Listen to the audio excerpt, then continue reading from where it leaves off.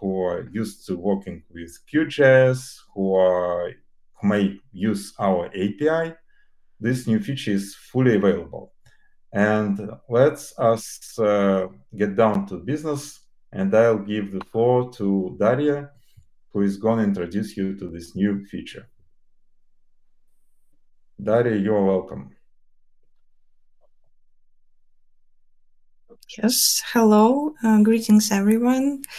Yes, my name is Daria, and I'm a GIS developer at GAlert. And for the past few months, we've been working on this particular feature. We as a team, we're working on a feature that is called, My Imagery. And the main aim of today's webinar is to see what new major opportunities this feature bring. So as like a quick plan, we will start with looking at QGIS plugin and see some details of the process of working with my imagery. Later, we will discuss the abilities of my imagery on our web application, and at the end of the talk, maybe there will be a discussion, and we'll leave some time for answering your questions. So, but for now, let's start. Let me present my screen. Just a second.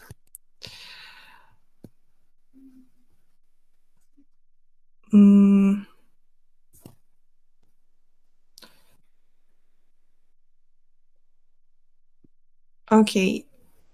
Is it working? Are you able to see my screen? I hope so. Yes. So, okay, if you have ever opened a Mapflow plugin for QGIS, you know that there is an opportunity to process different data, different satellite imagery with our platform using AI methods. So there is an option, always an option to select one of default providers, which is either Mapbox or Global Mosaic. All of the users have them by default. Another option is to use imagery search, which is a tool for searching for imagery within your area of interest, and selecting found data for as a data source for your processings. Other options, as you can see, I have many other providers, and some of you may know that you are able to add custom sources, tile services to the plugin. And you would just have to specify the URL, and you'll be able to use for example, I have Bing here set up. You can use this data. But what if you just have your own TIFF file and you simply want to process specifically your data? That's when we come to using my imagery. So previously, in older versions of plugin and now still on our web application, you were only able to process a single image and select it as a data source. So if you had a sample of images, a set of images, that you wanted to process with the same parameters, it's the same territory, but you wanted to process this whole area, you would just have to choose different different images to files every time and run these processings, then merge the results together, and only then see the whole picture. As for now, that is changed, and I would like to introduce you to the concept of my imagery that helps us to manage our data and to use it more effectively. And let's take a look at it. When you first open this tab, my imagery tab, you would see either an empty space, meaning you have never uploaded an image to Mapflow, never used your TIFF files before, or you would see some weird long names like these ones, meaning you have uploaded something either using previous versions of plugin or web application of Mapflow. And these sets, these imagery collections will only contain one image that you processed. But what do we do if we want to process multiple images? Now they are locally stored on our computer, and I edit them as layers as well to QGIS. It's just TIFF files. So what do we have to do to process them? First of all, obviously, we have to create a new mosaic. Let's call it, for example, New Zealand, because it's a sample territory from there. And maybe add a tag for this mosaic, aerial, meaning this is aerial imagery. You could write whatever there, and you can see now there's a new mosaic. This mosaic is empty now, and so there's no use for just this. We have obviously to upload images from our computer. So we'll click this plus button and navigate to the folder that we have our images in, and select maybe a few images. You can see the process of uploading started. And now we'll just have to wait a little bit. These images that I am loading to the plugin have rather high spatial resolution, about 0.15 meters. So yes, so maybe the area isn't big, but the images itself are quite detailed. Okay, so it's almost loaded, and after the process completes, we will see an update in our plugin window. It will. Oh, okay. It's the third one. Okay. While we're waiting, I wanted to show you the properties of the file. So yes, take a look at the file data type and some other parameters. We will discuss why we need to know them a little bit later.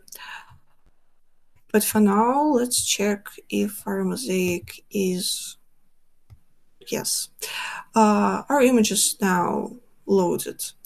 We can see their number, the size of the mosaic, and the spatial resolution, the time of creation, and text. Let's go through these interesting buttons. First of all, we can edit our mosaic if we want to change its name, for example, or maybe let's add another tag and call it town. And we'll see it's instantly updated. Let's turn off all of these layers, and okay, OpenStreetMap on. And let's say we want to take a look at what's inside our mosaic. We can preview it on the map. See how these three images, the preview, obviously in lower resolution, just the preview for orientation of these images is now displayed on our map, and we can hide it and um, continue. Also, we can see what images are inside of our mosaic.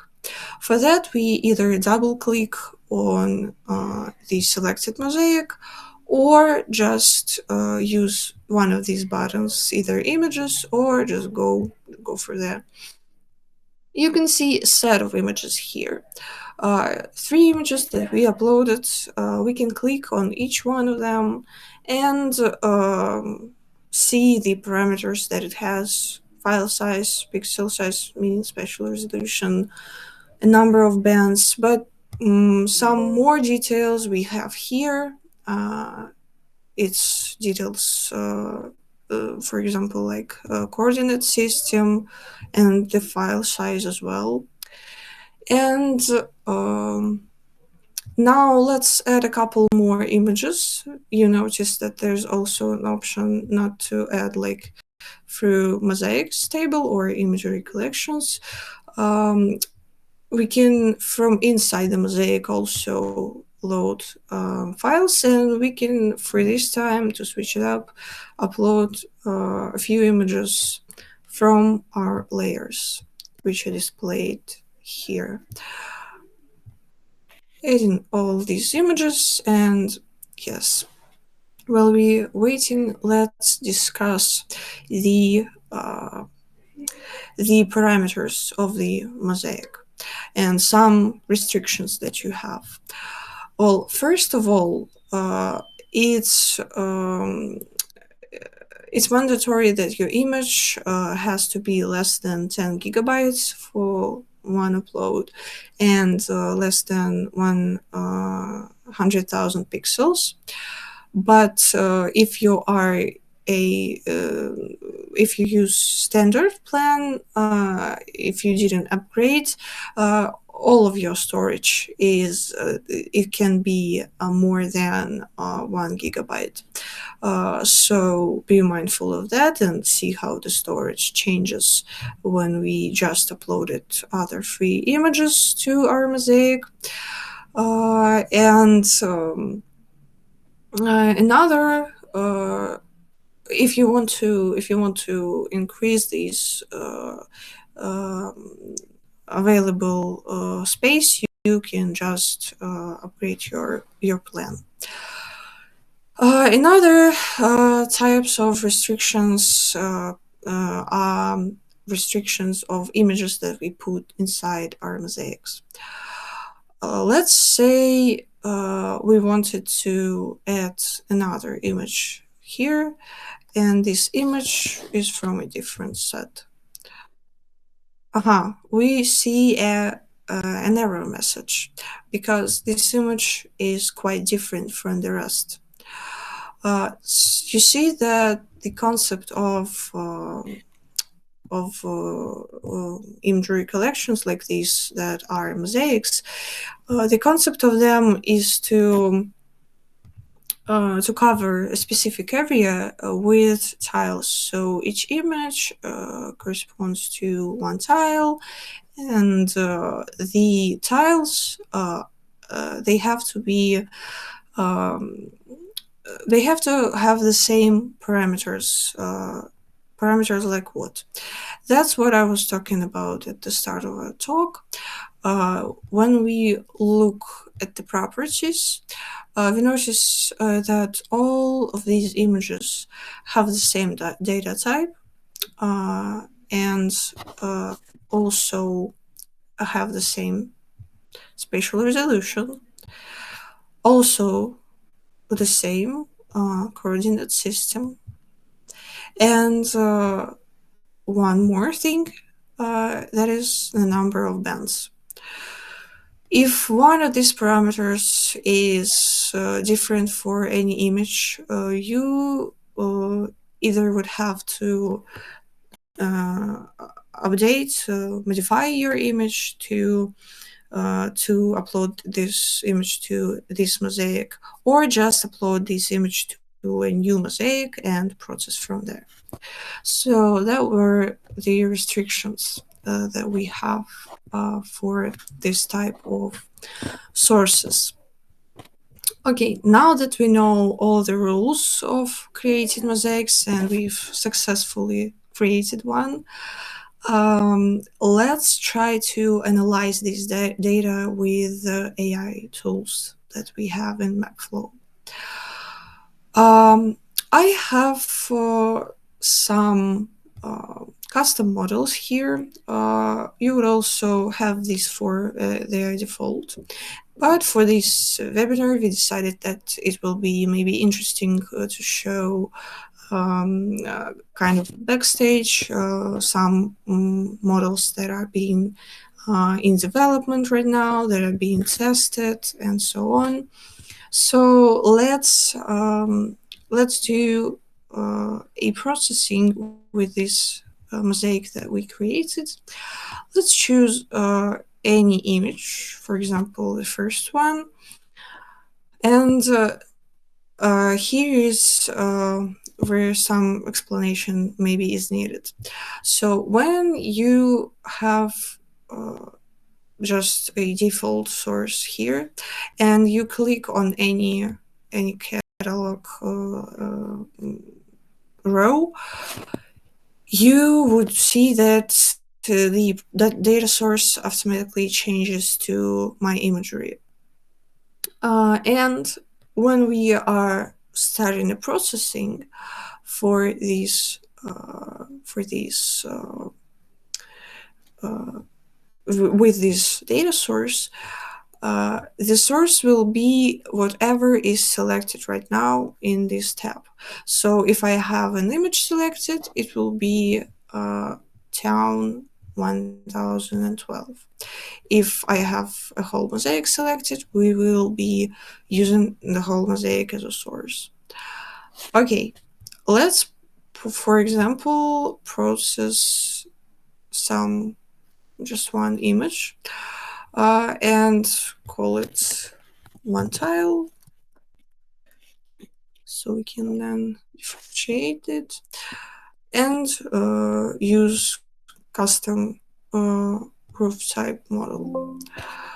While it's starting, we'll see another option of using this this feature. We could also obviously just run the processing on the whole mosaic, but what's more interesting, let us preview the new mosaic with all the all the images that we added. So hide selected. Okay. Now the images are here and they're loaded. We can specify the areas that we are particularly interested on a map and process only these areas. So a whole area won't be 3 square kilometers. We are not interested, for example, in all this mosaic. Let's then draw our area of interest on a map.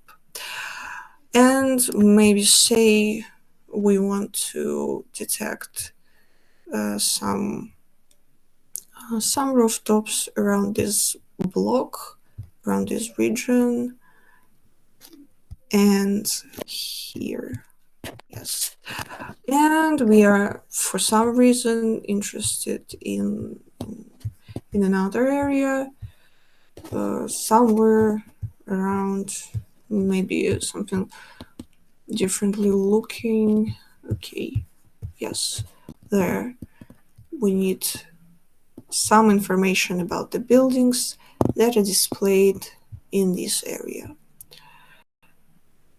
So we specified to over polygons. We can stop the editing, save our area of interest, go back to the plugin, and uncheck this Use Mosaic Extend button. You see that we are now only selecting the area that is brightly shown on the map. Let's use another model. For this time, it's not gonna be rooftops. It's gonna be crown delineation, meaning we will detect particular specific, no, meaning we will detect crown of trees. Yes, and let's call it. The other one was one tile, and this one will be mosaic AI.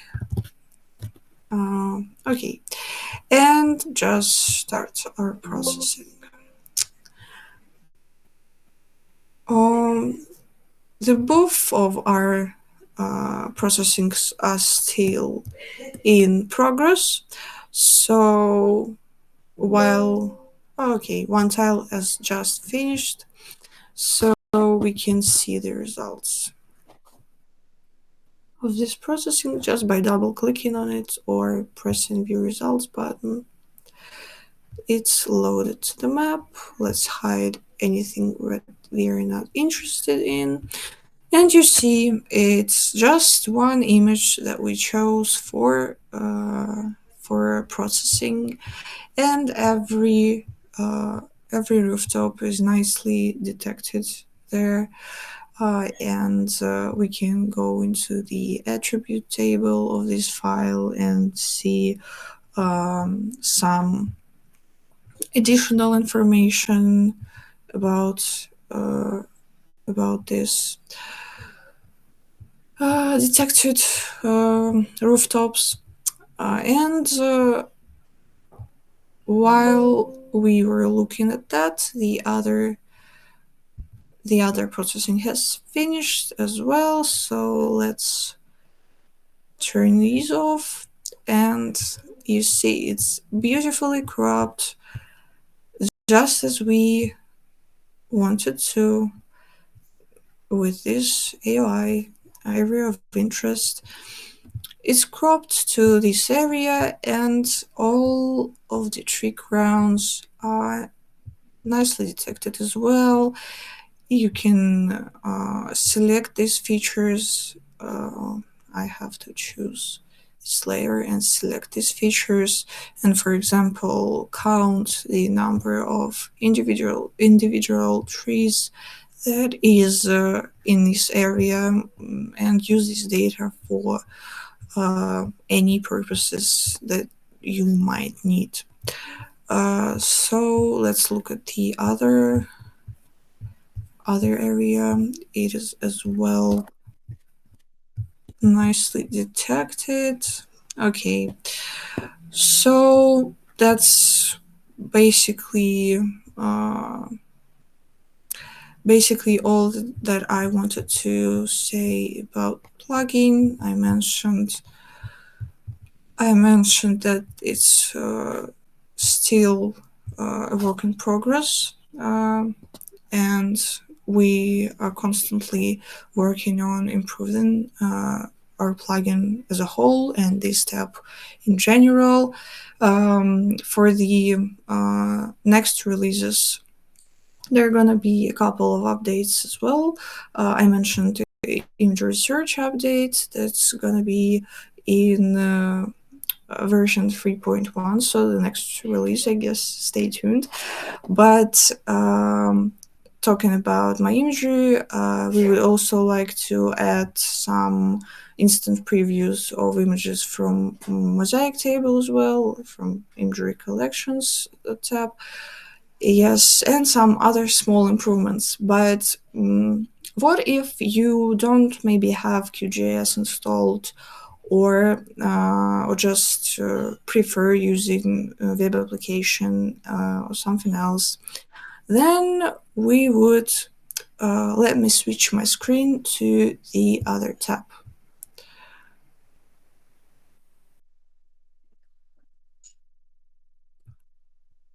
1 second, screen, and go to Mapflow AI. Okay, I hope you see the Mapflow projects tab, projects displayed on your screen as well. And we have this webinar project that we were working in. If you prefer using this interface and you want to process your own imagery, when here you can still, it's a work in progress, still you can only process one image at a time. But if you want to process your TIFF file, you may be faced with an error. Error saying that you don't have enough space available for your account to run the processing. What are your actions in this case?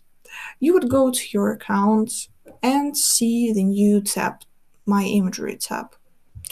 You would press on it and see all the imagery collections that you have displayed now at this tab. And from there, you can also manage all the data that you have. You can sort it as well as unplugging by size, by date, by name. And what else? If you would like to know which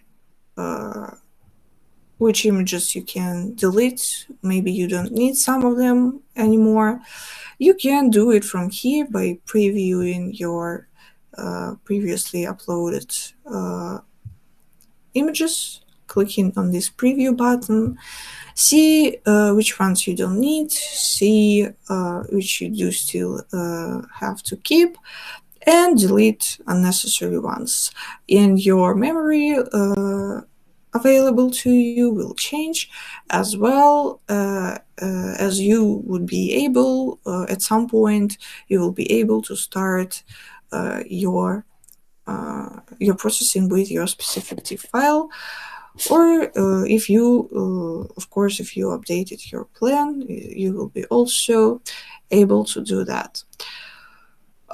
So for this specific tab, meaning in web application, as I mentioned, it's still a work in progress. All of the functionality that you have on QGIS plugin, it will be transferred here as well. So you will be free to choose any interface you want. And stay tuned for the next major updates. There will be new interesting opportunities, and all of that, all of these updates are to make your experience as users better. So I would like to thank you all for attending this webinar today and for supporting Mapflow in general. Thank you, and me and my colleagues will be happy to answer your questions if there are any. Yes, I would like to add, first of all, thanks to everyone who joined our webinar. We really appreciate your participation. And as for our future plans, we also plan to keep it going, to introduce you to more functionality of Mapflow, and the next might be dedicated to the new update related to web application that was initially introduced by Daria, and the work is in process. The implementation is in process, as it was said. So we will present this full functionality in our next webinar. And now we are ready to collect your questions, to answer them, and we will follow up with some record of this webinar. We will follow up with updates, so stay tuned, as Daria said. So let me check. Let's answer to Bharat's question. Thank you for questioning about this. When we say images, we mention actually when Daria says mosaic, she mentions the imagery collection. When we say images, we mean separate files that are uploaded to Mapflow, and that can be joined into a separate collection. And the advantage of this collection is that you can manage them all. You can rule them all. Sorry for the quotation. And you can use this mosaic as a whole, as a single image. You may choose the area of this mosaic. You may choose all the mosaic to be processed with Mapflow, or you can choose just a smaller parts of this mosaic within the whole extent. So that's what we mean. How team accounts are connected with my imagery. Yes, so this is also worth explanation. We link this imagery mosaics to team accounts. Team accounts is a new rather new functionality in Mapflow, which allows you to work collaboratively with your teammates and to share your projects with other teammates. And this is useful because you can work on the same project. You can apply different rules depending on the different rights, depending on the projects and delegate them to other collaborators. And you also can share your images that you collected to within some project. You can share it across all team. So we encourage everyone to create team accounts because it's more useful and it's more advantage. It's more advanced in terms of the collaborative workflow. If you work in some on some large projects, if you want to invite others to collaborate with you, you are welcome to try this team accounts, and you're welcome to use my imagery to share your data with other teammates. And also other teammates will upload their files to your joint storage, to your common storage, and you will be able to use them within the team account. Okay, done answering. Yes, there are also questions not in Q&A section, but in the chat. So Nina asks, do we need to download new Mapflow to use the function of my imagery? And I will probably quickly share my screen again, just for one moment, to show that yes, QGIS will automatically probably show some message somewhere around here where my mouse is to that some of your installed plugins are ready for the update. But if that's not the case, you would just go to plugins and manage them, installed plugins, Mapflow, and this upgrade button will be active. So yes, if you have a version lower than 3.0, then my imagery functionality is not available for you, and the version of plugin is displayed somewhere around here. Yes, let's just look at the another example. Yeah, all these plugins have version displayed. Yes.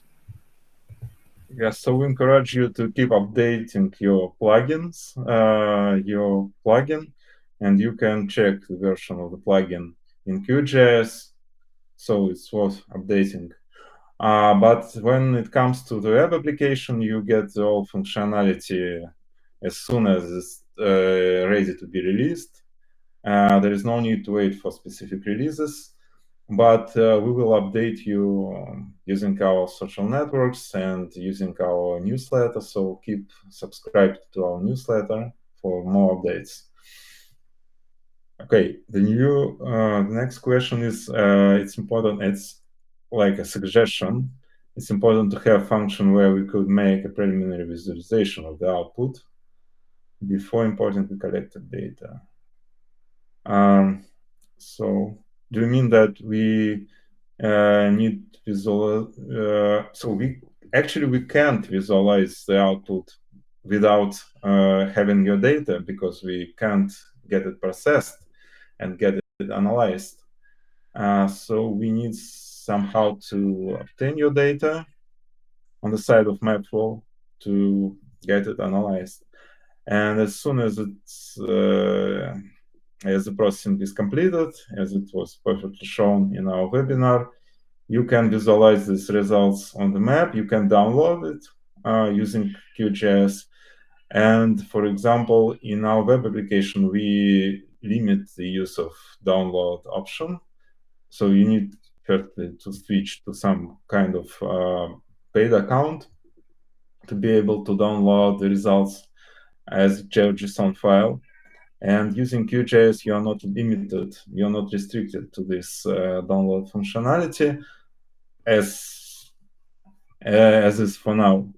But you can also use another option which is available in plugin. You can visualize these results as a vector tiles, and this functionality is not perfectly well working in QGIS. There are some problems with large data files using vector tiles. That's why we are not restricting users from downloading data as JSON, as to be more precise, as JSON package, because the data is saved by default in JSON package format in QGIS, and then you are capable of visualizing in QGIS, and actually you are capable of working with this data, with your output. Okay, so what else do we have? We have some questions in Q&A as well.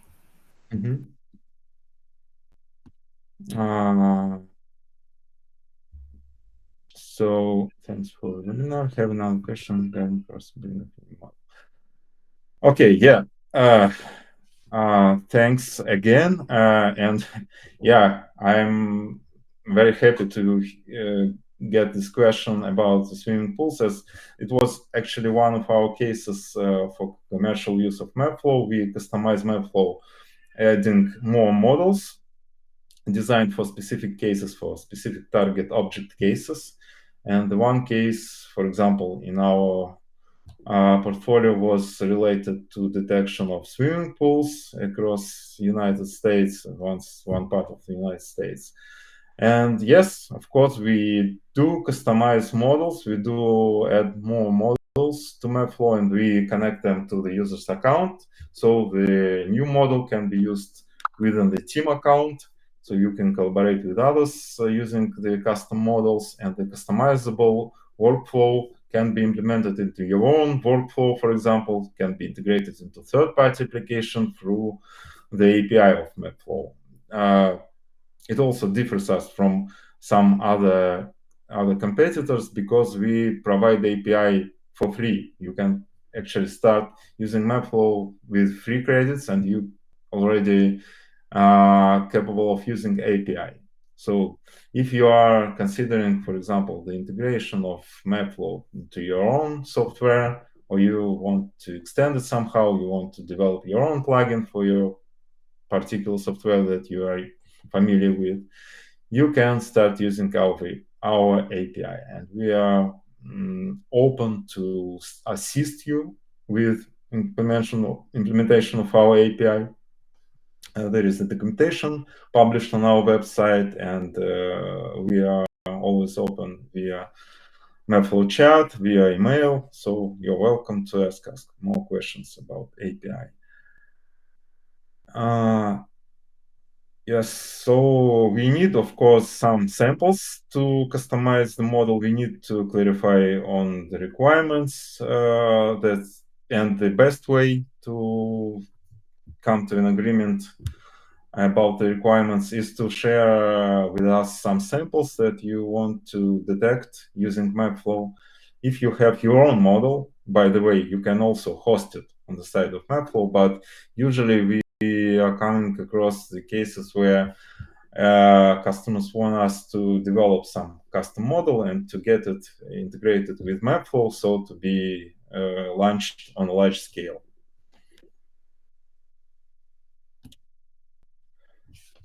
So, and another one question is about the roadmap of the new models for detecting other things. Yes, usually depends. It highly depends on the model complexity and the I don't know, the stability, the robustness of the model that you want to have across your data set or across your area of interest. And as for light detectors, it's the fastest way to develop the model. For example, it takes less than a couple of weeks to customize to develop the new model, and it of course depends on the availability of the training data. For some of models, we need to create this data from scratch. We need to manually label some annotations, imagery annotations to create samples. We use our own workforce to leverage these annotations, and it takes more time. If customer has his own annotations, he is welcome to share it with us. We can sign an agreement, and it allows us to use these samples for the training purposes, so the model can be developed faster. And anyway, we need some samples provided by the customer to get some references, because even if we are following our own workflow to develop labels, we need to refer to some etalon, we need to refer to some ground truth provided by the customer. This is usually how it looks like, but everything can be customized and can be facilitated in this kind of workflow of the Mapflow custom. So, Daria, do we have more questions? Sorry, I didn't follow the chat. Yes. Nina again asks to see some interface of AI model, and I'm sharing my screen currently. Just 1 second. Yes, it was updating your plugin, because actually this is the disadvantage of QGIS, that you need to stay updated, and you need to remember about the importance of updating your plugins. I don't think I got the question. Maybe I thought it's a talk about these combo box of models, and I thought the question is about these ones that Nina may not have, because they are custom models and not default. But if the question was not in that, then But maybe I Nina will share with us, will send us her screenshot, how it looks in your QGIS, in her QGIS, and we will reply to this email. We will review the screenshot. Maybe it's one of the older versions of our plugin. Maybe it differs because of the another version of QGIS. It also can can be related to another version of QGIS. Yes, you are always welcome to contact us on what help GeoAlert. Yes, the mail. Yes, actually, I'll drop our Mapflow support email to the common chat. And yeah, you are welcome to contact us by the email. We will reply and we will help you to resolve your issue. Would be to have bad integration with common for export only in CSV. Now format containing the geographic coordinates. Okay, of course, you can export your data to any other format. QGIS allows you to export to CSV with coordinates or without coordinates, and so you're welcome to use this functionality on the side of QGIS.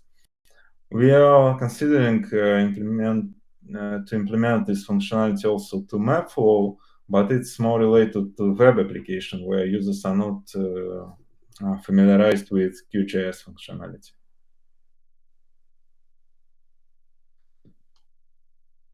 Yeah, thank you for clarifying on your question. Good. The road system, you mean the expert of the not to come with, right? So I think your question is related to the roads extraction model. And if so, yeah, the road extraction by default enables the road polygons that are produced out of the road center lines. So first of all, we convert the road mask into center lines, into line strings, and then next we produce these polygons. But you can also get the initial road mask that contains the more precise widths of the road network. And if you are interested in this, please also contact us by email. We can customize this model and connect it to your account, so you will be able to use the raw road mask without polygonization, without the post-processing. Okay, now we are approaching the limit of our session. We are up to the final notes of our webinar. And again, thank you all for joining. Thank you all for questioning about the service. Let me also peer into the last questions in the Q&A session. Maybe two detailed questions. How well are objects closing tile boundaries and let's say house or for that, so they merged. Yeah, they merged into one. So the short questions. Sorry about the brief answering because we are running out of time. I think we can provide more details in our follow-up, and we will share the record of the webinar. And thanks again for joining the event. Stay tuned for next events, and many thanks to Daria for presenting and for conducting this webinar. It was really amazing. Thank you, Daria.